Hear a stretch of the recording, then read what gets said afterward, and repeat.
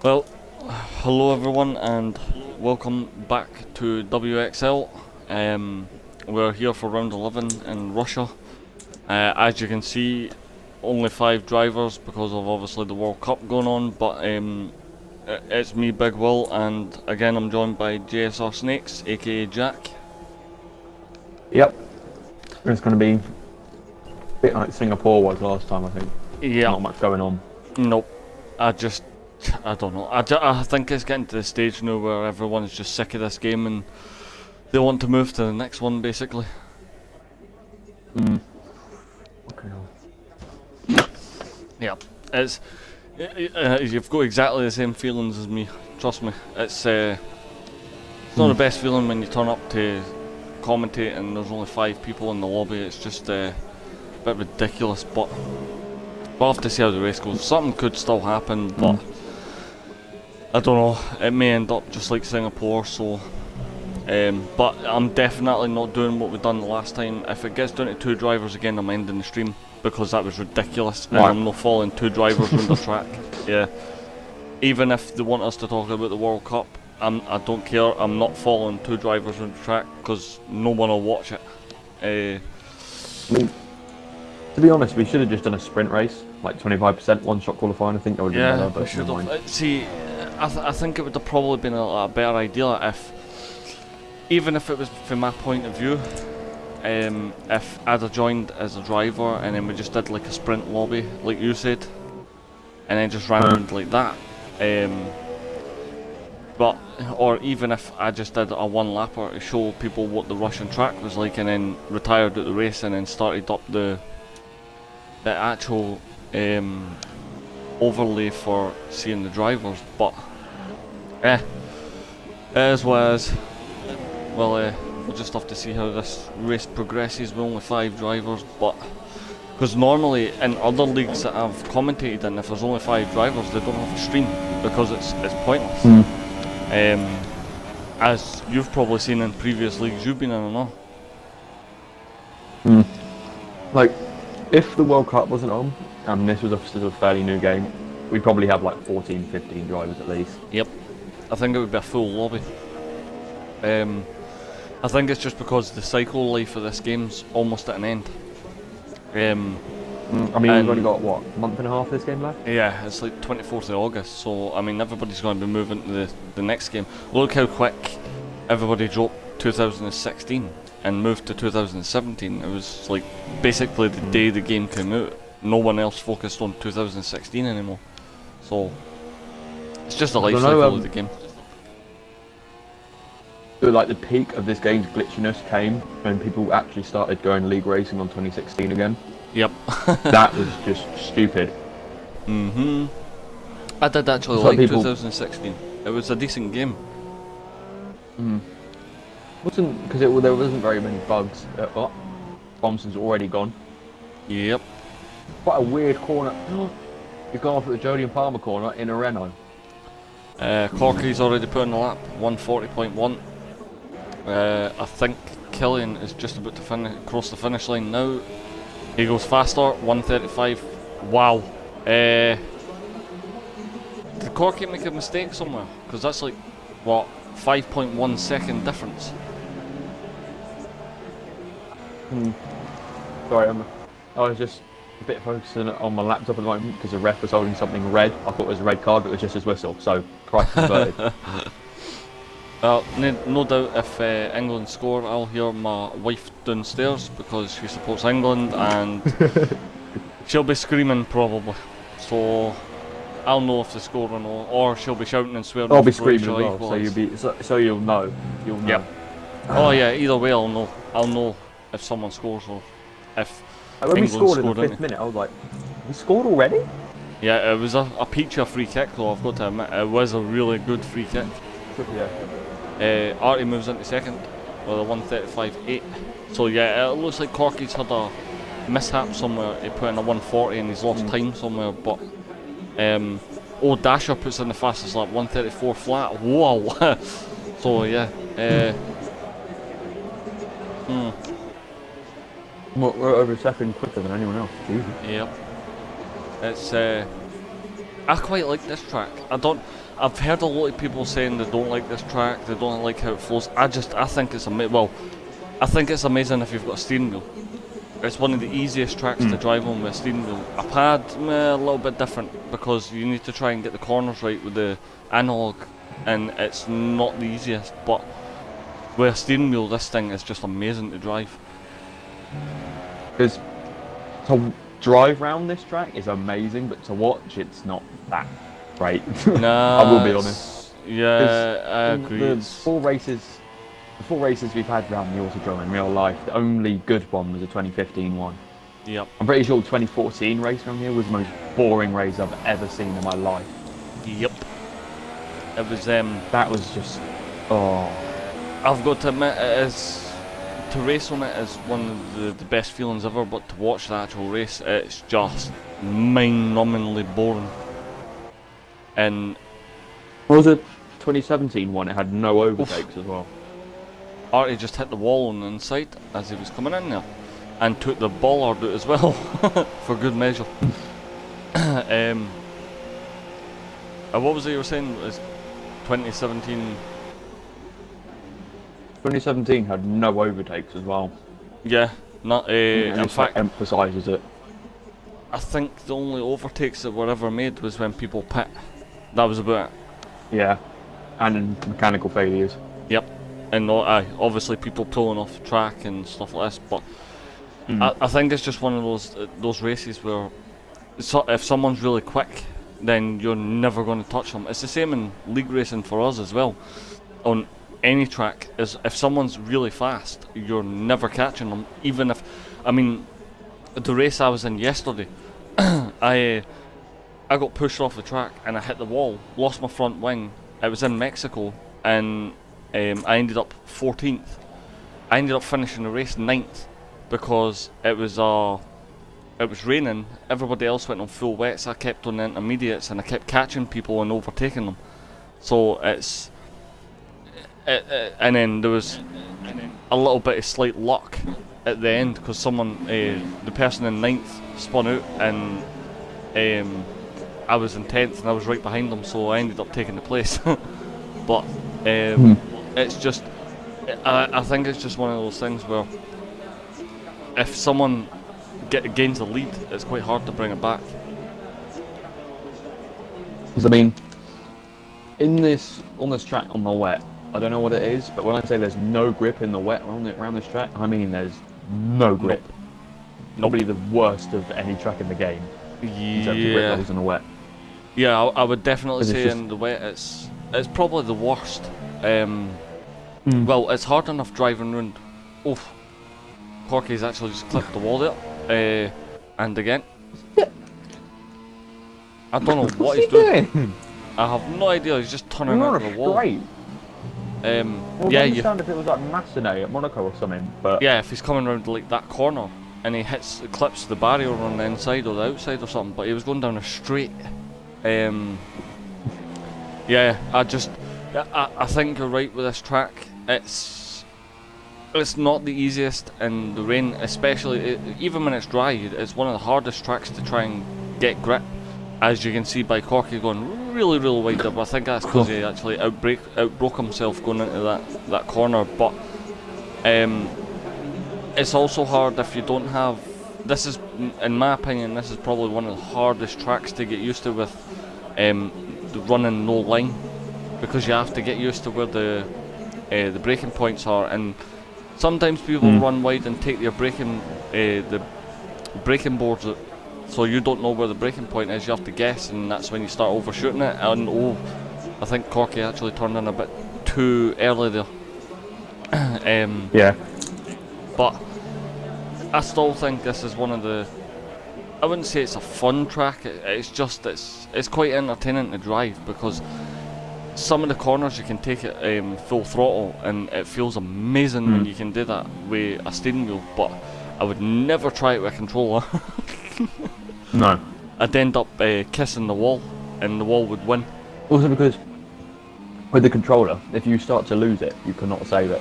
Nope. No matter how hard you try.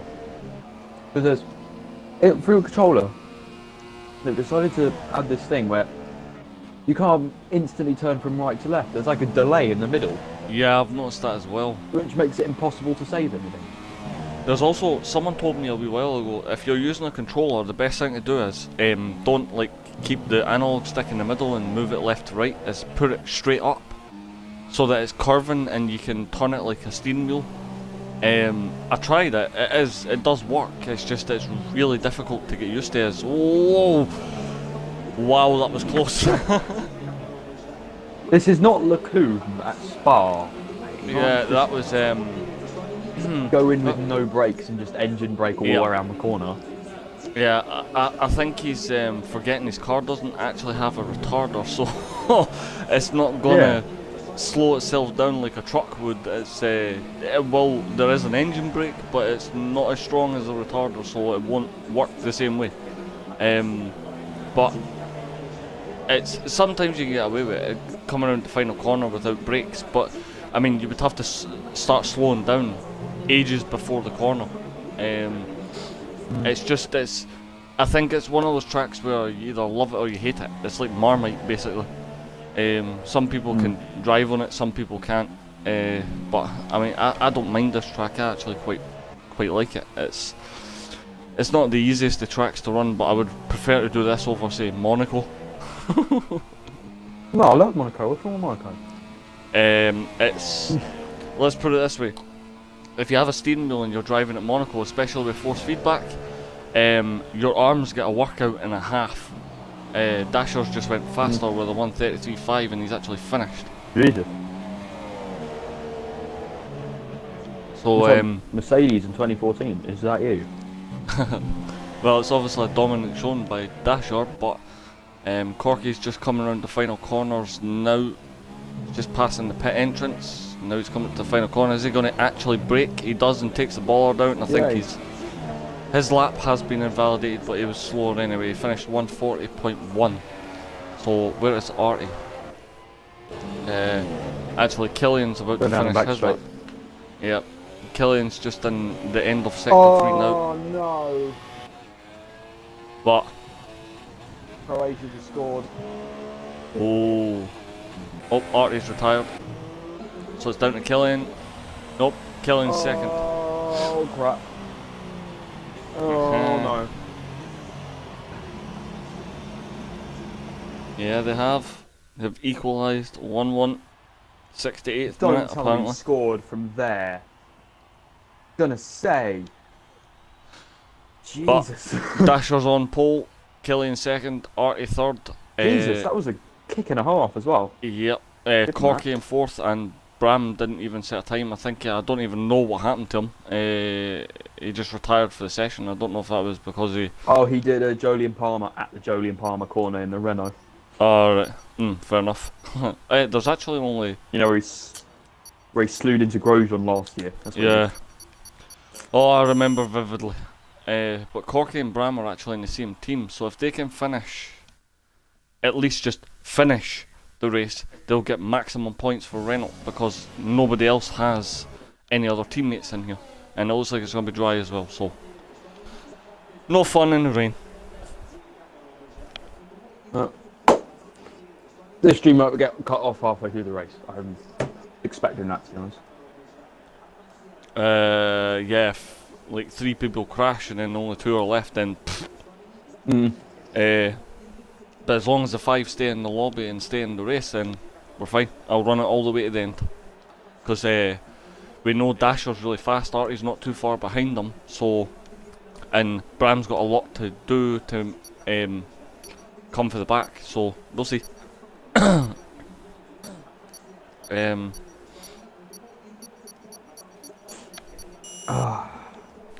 Let's see, I don't think there's a formation lap, is there? Nope, we're going straight into it. So 5 red lights, and it's lights out. A little bit of a delayed start. Dasher actually didn't get away well. Artie has made it the perfect start. He's actually down the middle of Dasher and Killian, and he's now took P1. A little bit of a lag there as well. But it looks like I thought he. yeah, I just seen the little bit of a lag spike there, and he jumped forward and then back again. But Dasher was off. Bram's actually overtaken Corky already. Killian's all over the back of Dasher. Artie's just he just had the perfect start. I don't think Dasher was paying attention that much to where he was. But it looks like Bram maybe trying to make a move on Killian as well, because he's moving left and right to try and either get some fresh air or try and figure out a way to make his way past him. But Dasher's now all over the back of Artie. Artie moves to the outside, which is an unusual move. Usually people move to the inside when they try and defend. But Oh look no, how no, no, no, close. no, no.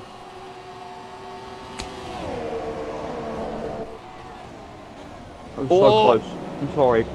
Dasher's just made a move on Artie and knocked him off the track. The two of them are still side by side, and Killian may actually be getting in on this as well. Oh, Dasher's a little bit off the track. Artie's took the place back. But Killian is all over the back. There's 4 of them. Why is my camera not moving? Oh, Killian's actually into P2. Artie's moved into 4th.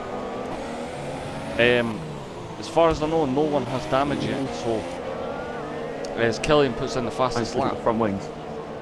Yep. Oh no, I just had a look. Don't think anyone's got damage. I can't see any. But yeah, that was just a wow moment. Killian's moved himself up into P2. Dasher took the lead back. Artie's fell back to 4th, and Bram's made his way from 5th up to 3rd. So there was a little bit of action at the start, I would say. Obviously everyone trying to make moves and stuff, but they're still relatively That lag close to within a spike. second. Yeah, That well, lag Artie, spike Artie got at the end. For me, he didn't lag forwards. He lagged sideways straight into Dasher, and I was like, oh, that's all the same one, eh? I know, mine's he lagged backwards and then Dasher went off the track. But then again, it depends on obviously what they saw on the screen, because Dasher probably saw Artie maybe slamming to the side of him, and Artie's maybe seen nothing. But Artie's actually starting to fall off the pace with everyone. He's now 1.4 seconds behind him, and Killian is losing time to Dasher. But Bram is keeping with Killian. He's currently 8 tenths behind him, but I think this may be them moving into the settle down mode, where they're going to try and settle in, save some of the tyres to go as long as possible, then maybe pit, move on to the next set of tyres, and oh, Killian goes wide. It's DRS Also, enabled. Around Russia, the corner cutting stringencies, like a bit like Austria's. Sometimes if you touch the curb, you'll get a warning. Yep. I mean, it's just so backwards, this track with the... Yep. Oh, Robinson actually got a bit of a toe then. I was wondering what Killian was moving across for, but Robinson's right behind him. Yeah, he is. He's all over the back of him. He's you'll be expecting him to try and make a move at some point.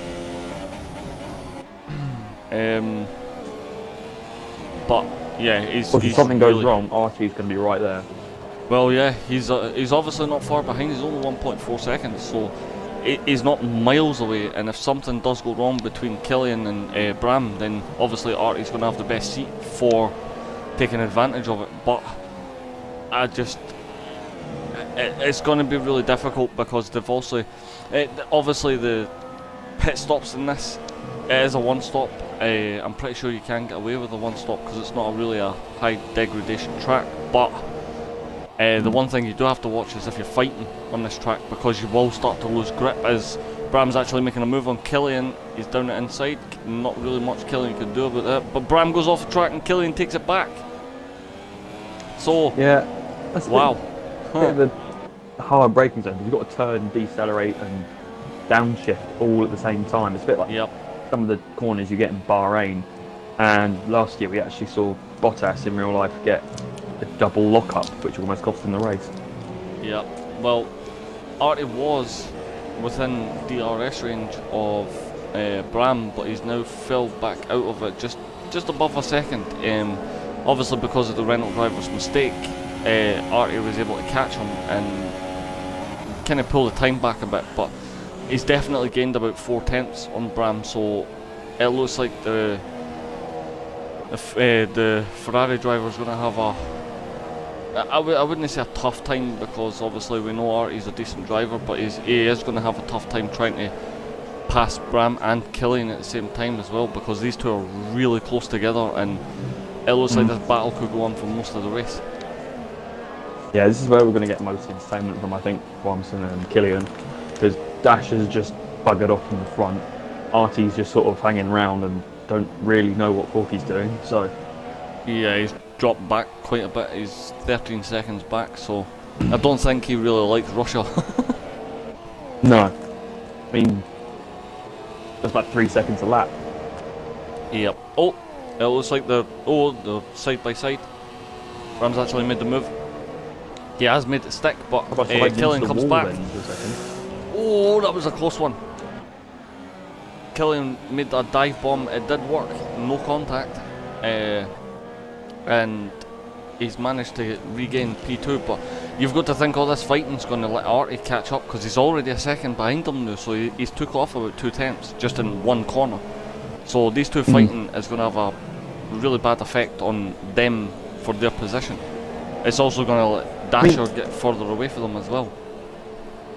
It looks like Brian's got a setup that has a lot more downforce than Killian, because even with DRS, Bram can't really make DRS and slipstream. Bram can't make much of a dent in Killian, but when you get to sector 3 where all the sharp turns are, he makes up a wad of time on it. So yep, it might be that Killian's obviously gone for that straight line speed, and Bram's just moved for the corner speed.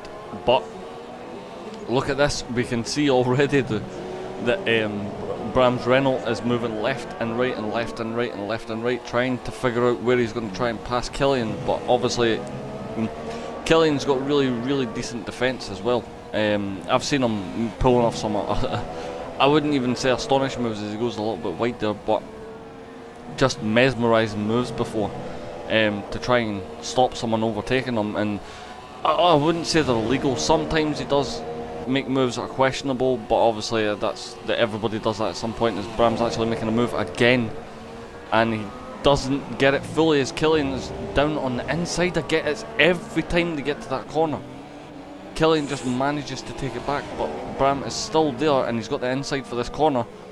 But now Killian's going to have the inside, and he takes the place back. Wow. Yeah, it's just... Even though we've had more entertainment already than all of the Singapore race. Yeah, we have. that was pretty good. I rate that little battle. That was pretty interesting to watch. I've got to admit, that was actually some...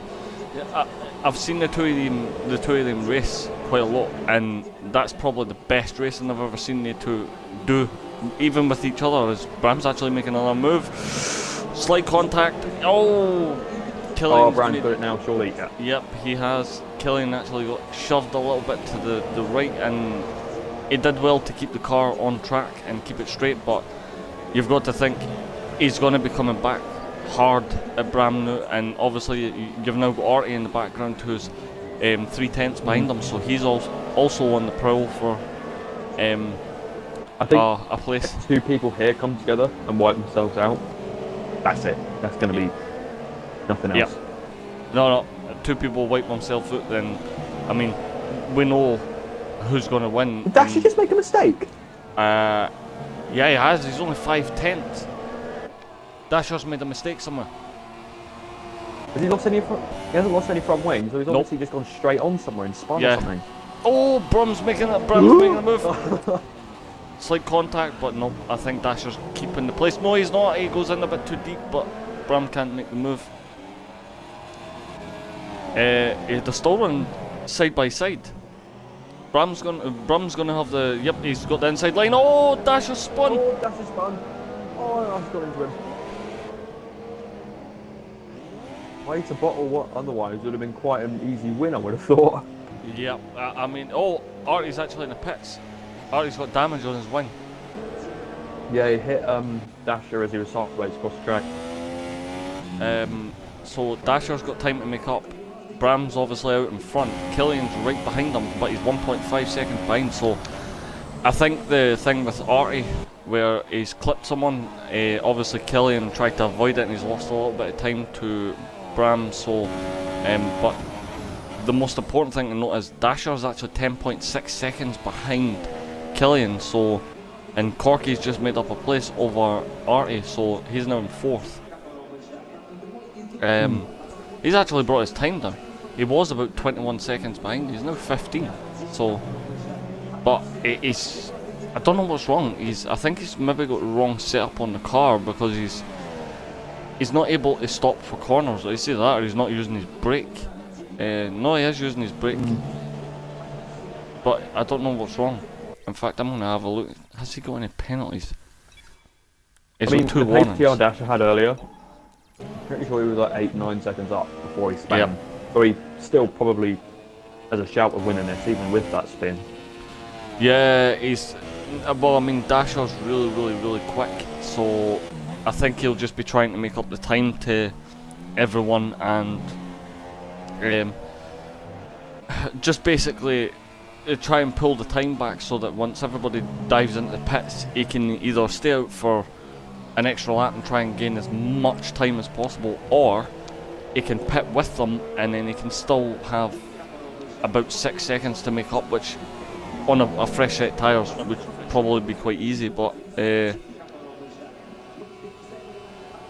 it's definitely going to be interesting for this one, because it's now fallen down, obviously because of the spin by Dasher, it's now fallen down to strategies and when everyone's going to pit.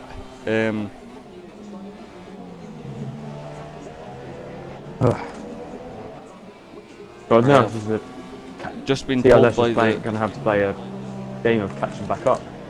Yep, I've just been told by my missus it's 1-1. I already know that. Yeah, from me. Yep. Almost 2-1 to Croatia. Oh, that was close. Artie is actually catching Corky as well, so, and Artie's on the soft tyres, so it looks like he's going. Actually, could they softs run to the end? There's like 19 laps left. Wait, who's this? Artie. He's on the softs. He'll definitely use those to the left. He'll definitely keep those. Yeah, so back to DMR Corky now.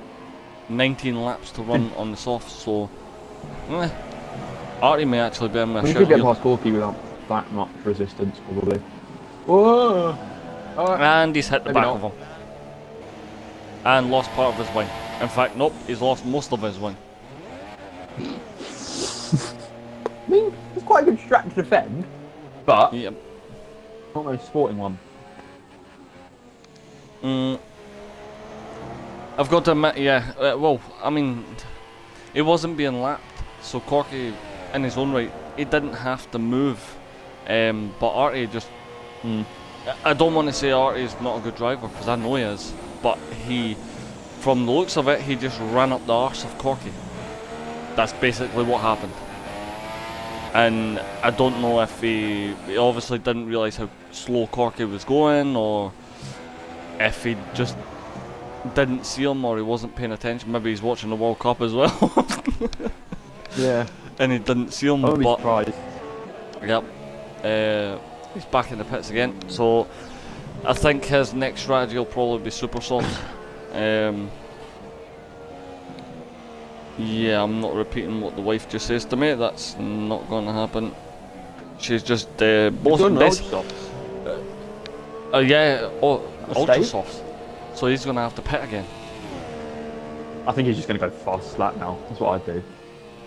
Well, he's got 14 seconds to make up, and Corky still has to pit. So, well, actually now it's 32. But I mean, the pace Artie's got, he could catch back up and start mounting a challenge, but as Corky actually just gets a penalty, so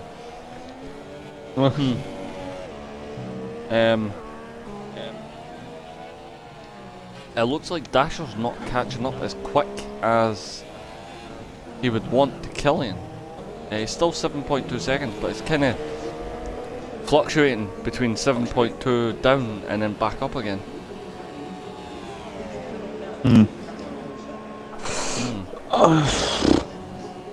I was pretty much stabilised at the front, really. I'm surprised TR Dasher isn't catching up as much as he should be. Yeah. He's catching like what? 5-ish tenths a lap on Killian? I think Killian's just made a mistake there. Was he? Oh, yeah, he was coming out of, I think it was 1, 2, turn 2, and he hit the grass. Hit the wall as well. Yep. I think he was actually looking where he was going. I think his tyres are gone. Either that or he's watching the World Cup, but never mind. Yep. I think most of the mistakes have probably been because the drivers are watching the World Cup in the background. Yep. They've probably got one eye on driving and the other eye on the World Cup. But they should do what I'm doing. This game, I'm not gonna lie, it's just back and forth at the moment. The defence aren't really doing anything at all. It's just a striker just going up and down the field. So every time a striker gets near it, it's like a goal could happen. Well, there's been I'll 10 chances to each team in like the last 20 minutes. Well, actually, I watched parts of the first half, and England looked dominant side. So, because they had most of the chances and most of the possession as well, from what I was seeing anyway. Because England sort of like let it go for the second half a bit, don't they? That's what's happening now. Well, they're really good in the first half, and then they just slump a bit in the second half. I am still trying to get over the absolute pace Dele Alli has. That guy is rapid. And I mean, I was actually really shocked to see how fast he could run because he outpaced a defender. And I'm like, wow. And he was a good, 10 yards away from him when he started running, and the defender was already running. And he still managed to beat him. I was like, wow. So, he has to have some pace to do that. Yeah. That's probably why he was picked for the England squad. Me and my stepdad couldn't get over how fast Lukaku could run. We were just sat there like, what? Yeah. Yep. And he's like 6'5" as well, built like a big shithouse. So if he was running at you, you'd probably want to move out of the way. Oh yeah, I'd definitely be moving out of the way. Corky's in the pits, so we'll see if Artie can actually overtake him. But yeah, Artie just got a penalty. 3-second time penalty. Yeah. I'm actually quite shocked at how, I know the smaller the player, the faster they run, but when they were introducing the teams and the camera came over and they were on like Harry Kane and then Pickford and everybody else, and then the cameraman basically had to probably kneel down to go to Dele Alli. I was just like, wow. It was like up the guy standing next to him, he was like up to his shoulder. I was like, wow. In fact, he was almost the same size as the Kane are just well, it was almost the most of the time. He was almost the same size as the kid he had in front of him. Top 3 of pit. Oh, that was close. Oh wow. Dasher just went in his pit box as Killian was pulling out, and they basically missed each other by millimetres. But the top 3 went on to super softs. I'm pretty sure if that was in real F1, that would have been an unsafe pit release. Because he missed that force India by about an inch. I think there should be a feature in 2018. Yeah, it should be unsafe pit releases. In F1 2017, if you get released at the same time, you just ghost into each other and nothing happens. Yep. Or if someone's gone past you, you get held for ages. Which is what annoys me. Yeah, or maybe actually instead of it like being automated, all in the pit lane, you actually drive it in the pit lane as well. So you've got to stop in your pit box and everything. Yep, I would love that. Stopping them from doing that? Just like, I'm pretty sure Forza Motorsport 7 GT3 does that. You have to actually drive into the pit lane and drive up to your box and stop where it tells you to. I wish have you seen like the actual pit stops in FM7? I've seen some of them. It's so lazy. Like, I can't even, it's so lazy how they did it. At the actual, like, literally, you just sit there for a couple of minutes, there's no animations or anything, and then by magic, your car's now repaired. Yeah, you mean like, if you go in for fuel and stuff, yeah, if they're changing tyres, you just see the car, like, moving left and right as they're lifting the car, but you don't see anybody putting fuel in or any pumps or anything like that. You don't see nothing. You're basically just sitting there for like 5 minutes waiting, and then you just hear the car starting to rev up again, and then that's you're off. Even Ferrari Challenge from like 18, 19 years ago had a pit lane like that, where you go in by yourself and there'd be like a pit crew there waiting for you. And that's like a 18, 19-year-old game. And you're like, Yep. Games nowadays can't do it? It makes no sense.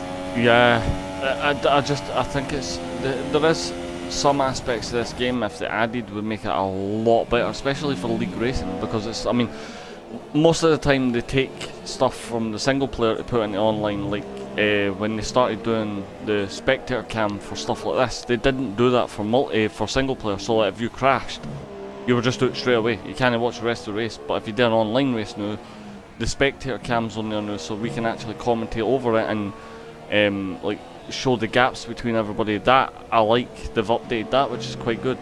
But it'd be better if they had stuff for the drivers as well, like an actual pit stop where you have to actually go in and work. I mean, I would even like it like what was it? I think it was either 2014 or 2010 or 11, where you drove into the pits and then you had to hit the buttons, like to change the tyres and then to add fuel and stuff like that. That was even more challenging than what this one is. This one you just pull and stop. Actually, I think it was 2010. 2006, I believe. Oh, it was 2006 Championship Edition. That's what it was. Yeah, that I quite liked, because it was a lot more challenging. Because if you mess it up, it means your time goes over and then you start losing places. So it's a bit more challenging and it's a bit more realistic as well, because you can lose time in the pits. And this one, the only thing that will make you lose time is if someone drives past you, or if you don't have your finger on the clutch button and then release it at the right time, you bog down in the car and then it just like takes off really slowly. So it's there's a few things they could do for the new game, but not holding my breath, that's for sure. Yeah, like I know in after they made F1 2006, I think the guys that made it, Liverpool Studios, they actually went out of business, or they got bought by someone else. So I don't know what happened. Because I know after that there wasn't an F1 game for 2 years until 2009, but we won't talk about 2009 because that was crap. Yep. It was on the Wii. You just held a Wii remote in the air. It was like the weirdest thing ever. Yep. My missus bought a Wii. I bought it. I used it for 5 minutes and then sold it. It was crap. I'm pretty sure F1 2006 is still a lot of people's favourite F1 game. Yeah, it was. It was.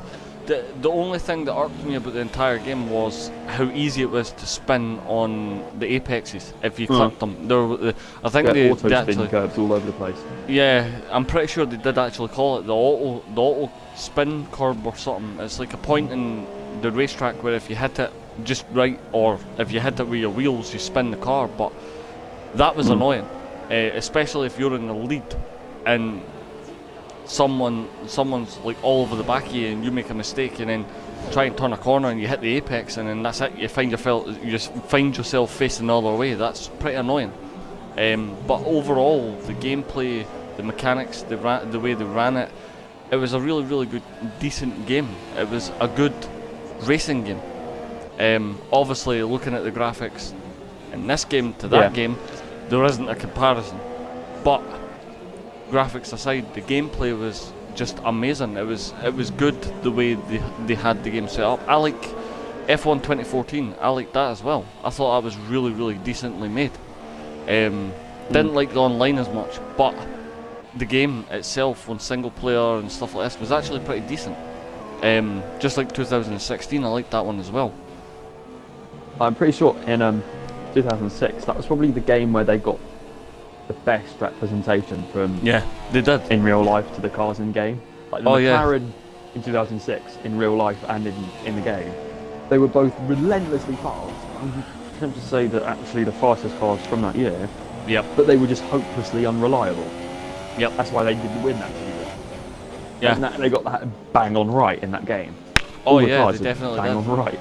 Yep. I think I was in in fact, I'm pretty sure I actually chose one of the McLarens. And the amount of times I've seen driving around the track and then I just see whoever my teammate was at the time just pull over to the side and massive smoke pouring out the back of him. It was amazing to watch because I sat and thought to myself, well, that's what I see in the races normally. Yeah. So, I mean, it's Exactly. realistic. They're following what actually happens. So, The other it was thing they decent. probably need to fix in the 2018 career mode is there needs to be more mechanical failures for the player. Yeah. Oh, there does. There definitely Because does. when you're racing, the reliability for the player will just be utterly solid. You won't have a single failure unless the unit is worn. Well, But for the AI, you'll see like 2-3 mechanical retirements a race Yep. just from AI. Oh, Dasher's actually caught Killian. Yeah. Spectating him just slowly creeping up to him in the past like 6 laps. Well, I've actually ran a test with a career mode. As Corky gets another penalty. To see. Oh, here goes Dasher. It was clipping. Squeezed him a bit, Yep. But it looks like and he passed.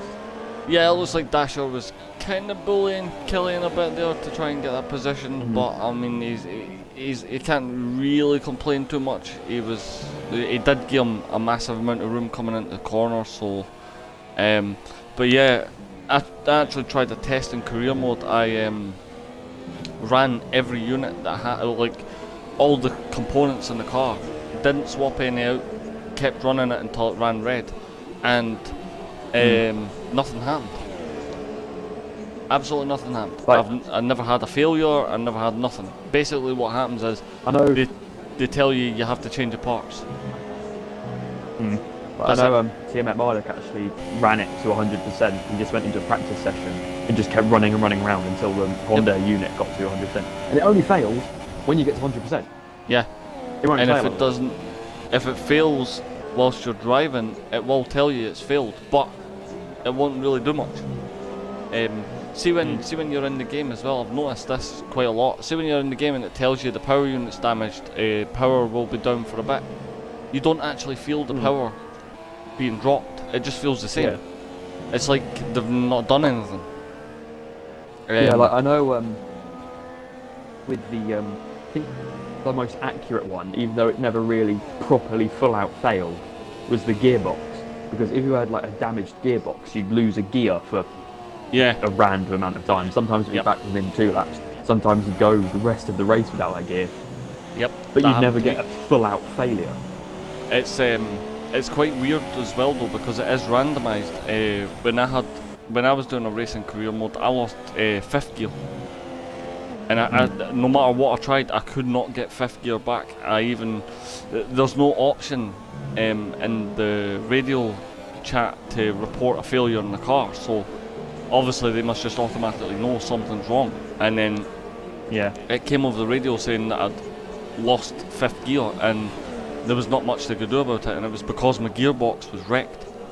But there is actually a failure that I don't know if many people saw it. It was actually in the previous game in 2016. There was a failure, and it happened to me in a league race, the last race of the season at Brazil, and my brakes failed. Yeah, you said Yep. about this. Yep. So They there went was. black, didn't they? Yep, there was failures in the last game, but it obviously was under massive strain because I was hammering the brakes really hard, and I think that's what caused it, especially in qualifying as well. But I've not found some like I mean, have a look at the real F1 cars. If you ham your brakes too much, the carbon discs on the inside disintegrate; they just disappear. And you'll just see a puff of black smoke coming out, and that's your disc brakes gone, and you won't be able to slow the car down. If you tried that in this game, it would just tell you your brakes are overheating. That's it. I think one of the most pointless failures though is the DRS failure. Yeah, It the doesn't wing. do much. It only lasts for like 3 laps, and then it's back again. And I'm like, oh, Yep. pointless. Oh! Killian had a little bit of a slide there, coming out of that corner. But yeah, no, I agree with you. The DRS failure is just, I wouldn't say it's stupid, but it's just pointless because, I mean, it adds It's what? to have it happen. Yeah. But have it happen more, if that makes any sense. Yeah, and for longer periods as well. Bigger. In fact, Because it would make more sense. You'll only have it like once every 3 races for like 3 laps and it'll be back again. Well, it would make a little bit more sense if something happened like that with your DRS. You have to pit so they can fix it and then you go back out again. Because it might be something jammed in it. Be like Hulkenberg's DRS from Japan last year with a pit crew. They came out with no tools or like sophisticated equipment to fix it. They just used their fists to get it back down again. Oh yeah, wait, was that when it was stuck open? And he was told they had to come Yeah, in? that was when it was stuck open. He had to do an entire lap of that. Suzuka with his DRS open. Yep. Yeah, I remember that. To him, keeping that on the penalty. track. I'm pretty sure Bob's got a penalty anyway, so let me have a look. Yep. Oh no, I remember that one you're talking about. It's I'm pretty sure he got told you have to basically get in here because if you don't, you're using DRS illegally and you'll be black flagged. So he ended up coming in and yeah, I remember his mechanics. I think he got black and orange flagged anyway. Yep. Oh no, I remember his mechanics coming out with the tools and they were just basically using it as a punch bag. One of them was actually kicking the back of it, I'm pretty sure, to try and get it done. I found Yeah, like, I know Hulkenberg, the back end of that season, Hulkenberg got so unlucky with failures. He kept having mechanical failures left, right and centre, Hulkenberg did. And I was like, oh man. I mean, he had one in Mexico, his battery just decided it wanted to explode. And he couldn't get out the car properly because he'd electrocute himself otherwise. Yeah. US, I don't know what happened, he just retired in the first couple of laps. Japan, his DRS got stuck open. Singapore, he had hydraulics failure. Malaysia, the car was just crap all round because neither of them got points. Yep. Alright, I mean, yeah.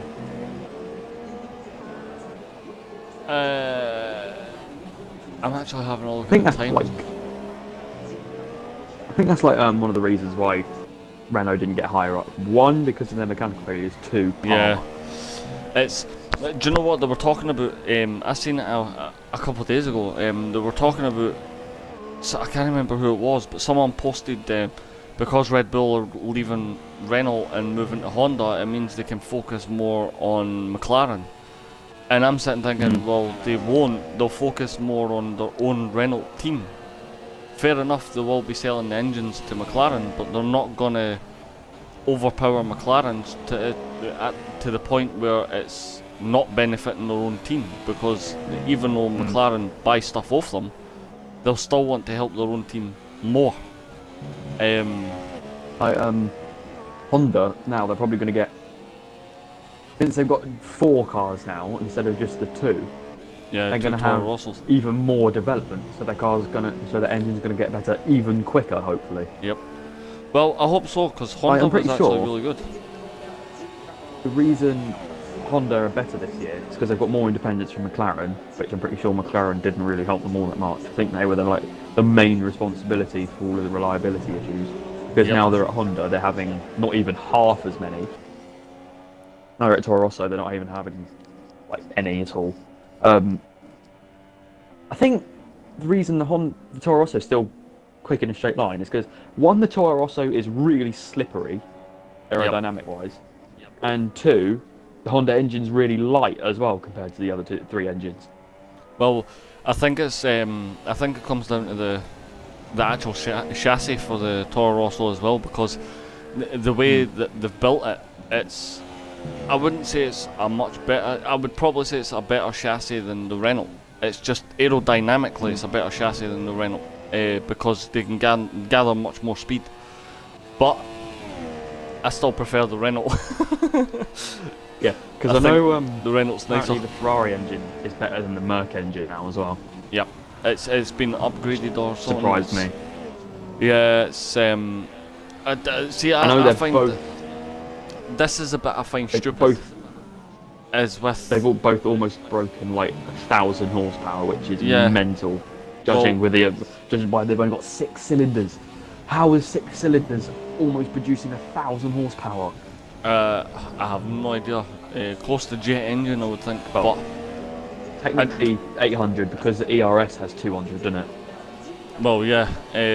But this is what I think stupid is the fact that every team's trying to outdo each other with engines and stuff like this, but it doesn't really matter how fast they go, because if they don't have consistent drivers or reliable components, the cars won't go anyway. Yeah.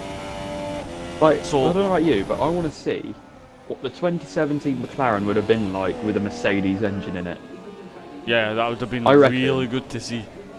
that would have been unstoppable, that car. Yeah, I mean, don't get me wrong. I drive a McLaren in another league, and I love the McLaren. It's one of the best cars I've ever drove. People have told me they hate it because they don't like the way it handles and stuff like this, but I love it. And see if that had the Mercedes engine in it, I think it would be unbeatable. It would just, it would fly. Basically, it would be gone. But I know the reason Haas was so slow at the back end of last season is because it was the exact same car as it was in Australia. They did nothing to that car the entire season. Yeah, did they not have like year-old or 2-year-old Ferrari engines, and now they've got like the current That Ferrari was engine? Sauber had the 2016 engine in it. I know, but I think Haas still had the 2017 one in it. Huh. I don't understand why the team. Now Fair they've enough, all it's got the cheaper, 2018 but one. Because then, whatever way you like it, Alfa Romeo is essentially a B team now to Ferrari. yep. So, It's I don't think Force India is that far off becoming a B team for Mercedes. yes, Because they've already told Ocon to possibility. move out the way twice. Yep. Well, I mean, And he's done Perez it. is actually. If you have a look at both of them, between Ocon and Perez, it's.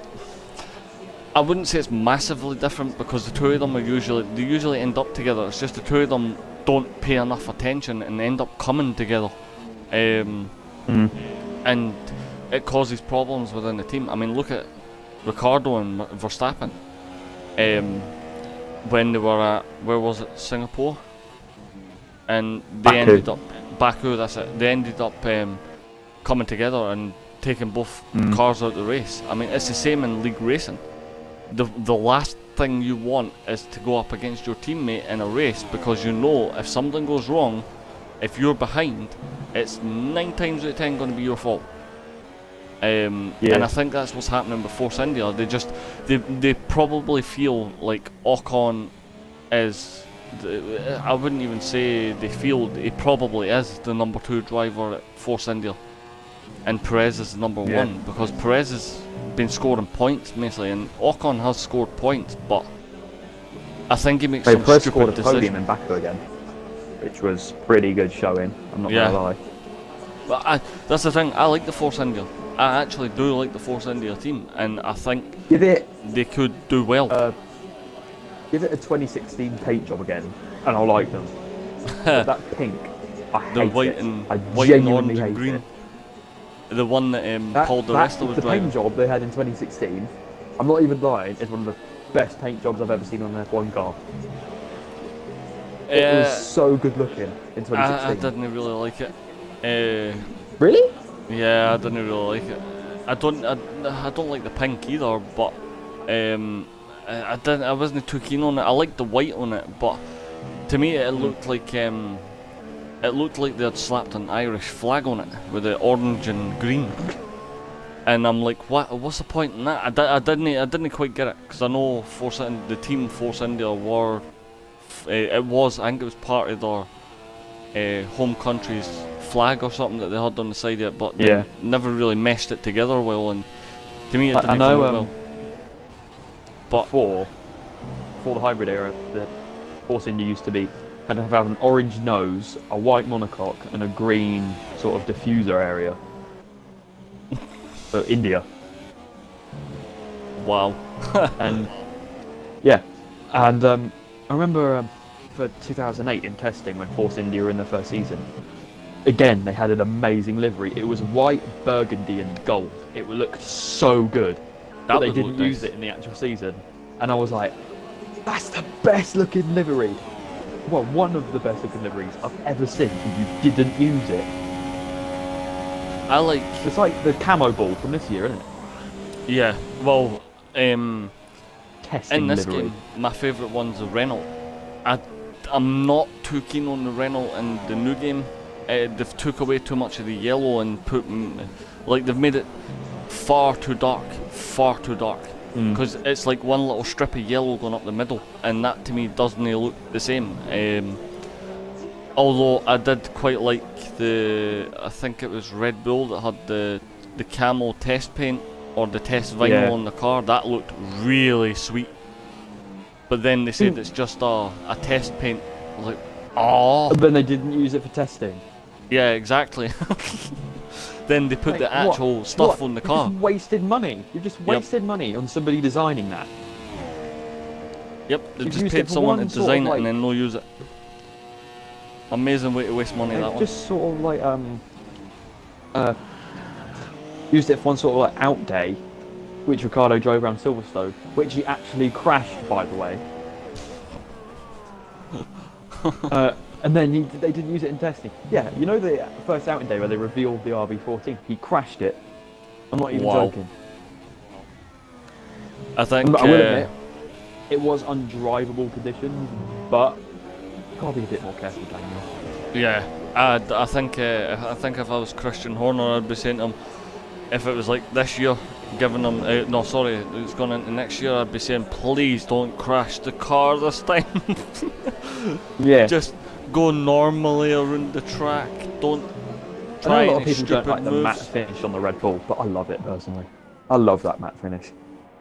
Yeah, see, I like the Red Bull. My favourite car is actually the Ferrari, which is really weird because I don't like Sebastian Vettel and I don't like Kimi Räikkönen. But my favourite team's You don't Ferrari. like Kimi Räikkönen?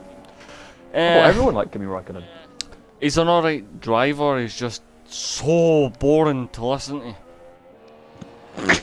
He's got one tone for his entire voice, and he just speaks like... Yeah, but the thing is, because he's so boring, but he does make a joke, it's hilarious for some reason. Yeah, well, I mean, if he makes a joke, I think if he smiles, he might break. But my favourite driver this season's Verstappen. I really...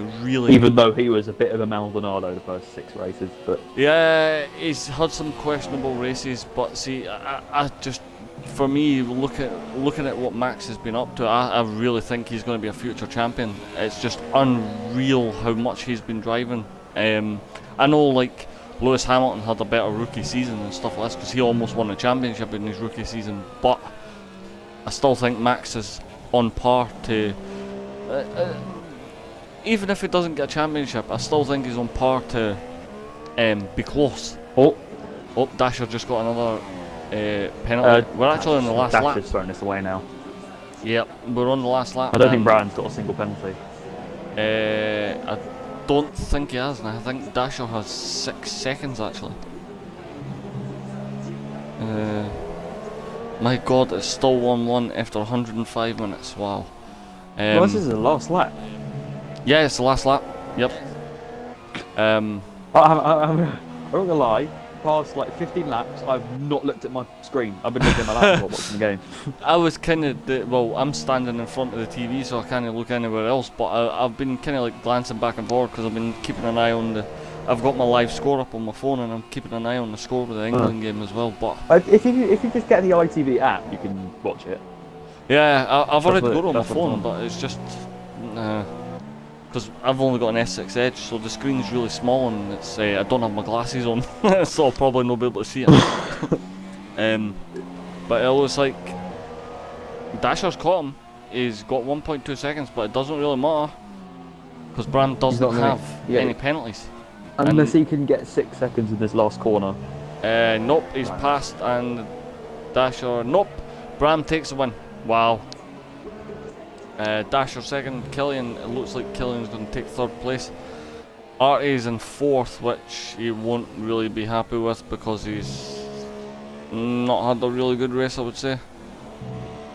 There goes well, that was hardly season of the race. Yeah. Season of the race of the season. So. Tell you what, I've got to give it to the drivers. All 5 finished. Yeah. So, all 5 get points. We're just waiting for Corky to cross the finish line now, but I think he was only a lap down. Oh, you definitely need to do something about your steering, Sunshine, because you almost hit that wall. Wow, that was he's actually lost half his wing. Hit? Yeah, he's lost half his wing, so that might be why he's having some severe problems turning. Yeah, he's having major problems. But he's gonna make it. He's gonna make it and finish. So, and he finished in 5th place. So, still gets maximum. Well, not maximum points, but he still gets a lot of points. Renault are 1-5. Is why we are still 1-1. Yeah, 1-1. Like, he just made a. He's just. It was a fair save, but while he was doing it, he just decked one of the Croatian players. Well, thing is, it's a perfectly legal save, so he's not going to get a penalty or anything. I've probably not said this live on stream, but I think the England-Colombia game was probably one of the dirtiest games I've ever watched in my life. And I don't mean from the England side. Colombia, right? It was awful. Yep. That was awful. Yeah, I mean, it definitely was. So sore about everything, weren't they? Yeah, well, they actually went on record and said they've got 170,000 signatures they want a replay, and FIFA said no. Why?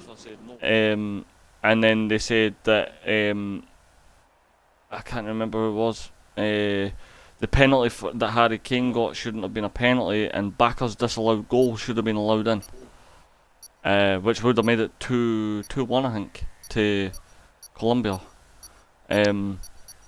But yeah, it's just one of those things.